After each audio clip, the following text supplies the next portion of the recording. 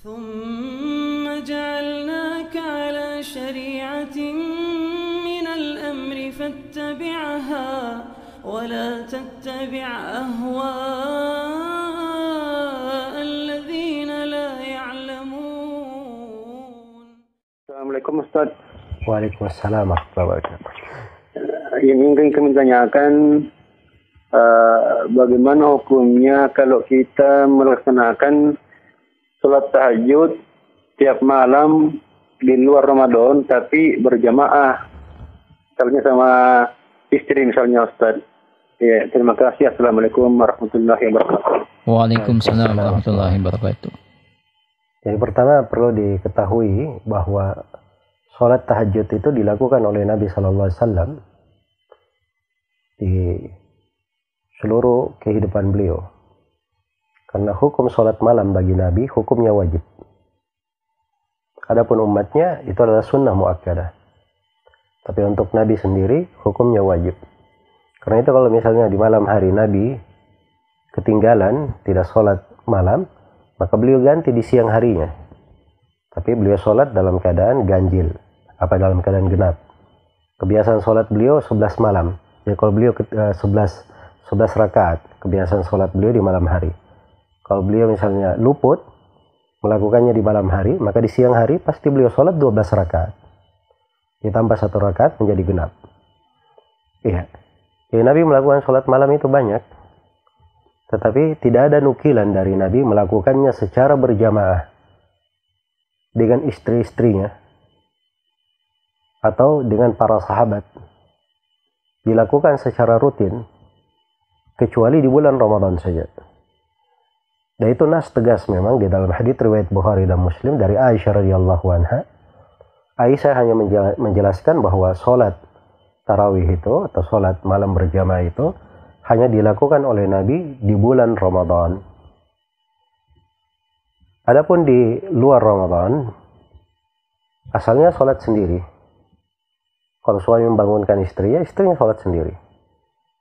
Kecuali kalau kadang-kadang dia lakukan, sekali-sekali tidak apa-apa. Misalnya untuk mengajari, atau misalnya merubah cuaca, ya, misalnya istrinya jenuh misalnya, dia baca sendiri, ya, akhirnya diimami oleh suaminya.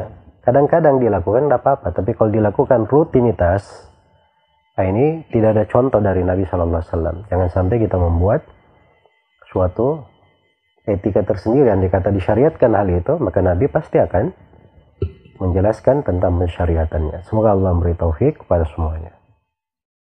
Apa hukumnya mengangkat tangan ketika berdoa? Baik, di dalam sebuah hadits Rasulullah SAW bersabda, Inna Allaha hayyun karim. Sungguhnya Allah Subhanahu wa Ta'ala Maha Pemalu lagi Maha Dermawan, Maha Pemurah. Yastahi binal abdi idza da'ahu yamuddu yadayhi ilaihi ay yaruddahuma sifra.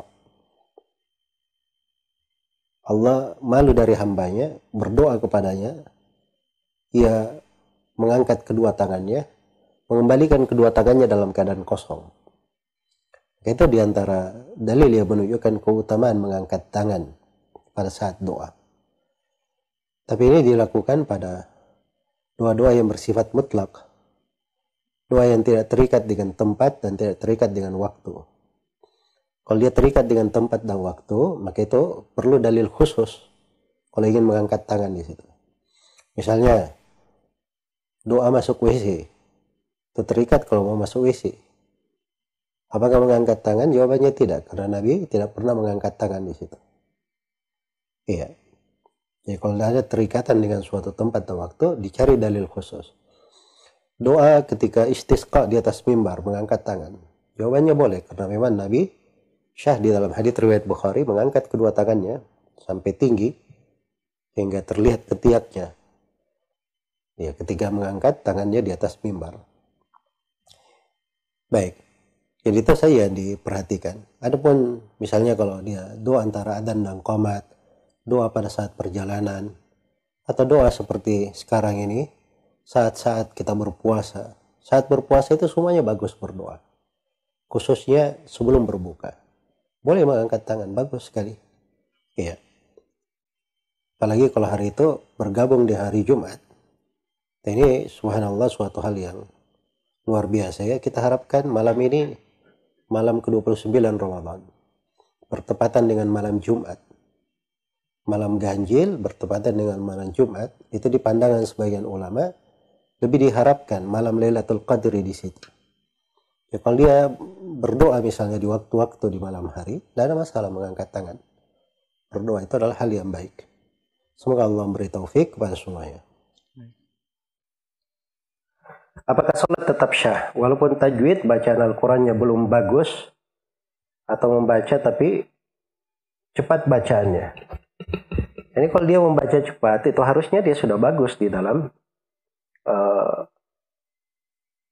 tajwidnya atau cara membaca Al-Qurannya. Kalau dia sudah bisa membaca cepat.